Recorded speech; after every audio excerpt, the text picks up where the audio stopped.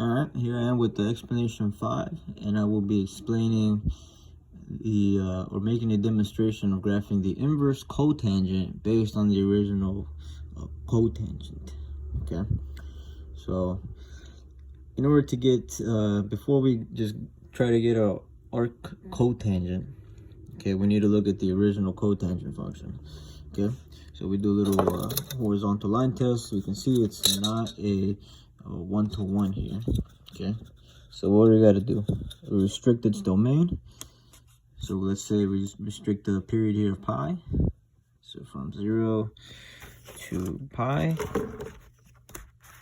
Okay, that'll get us a one-to-one right there. Okay, so that's something we can work with.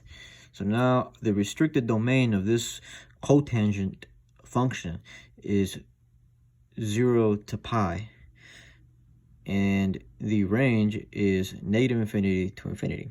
Okay, so the inverse cotangent would be this restricted cotangent's domain and range swapped over. So we change the restricted domain, the restricted domain, and the restricted range.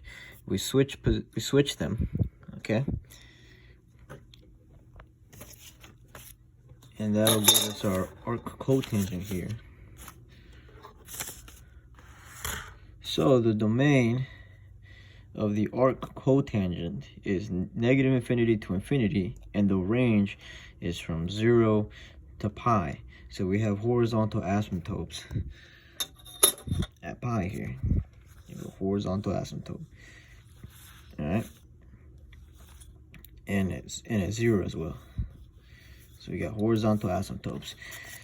So it goes, the inverse of cotangent, or arc cotangent, goes negatively, or the domain goes in a negative direction, getting closer and closer to pi, but never touching it. All right, and then the domain is going positively in an infinite direction, getting closer to 0, but never touching it. And that's how you get the inverse of cotangent from the original cotangent graph here.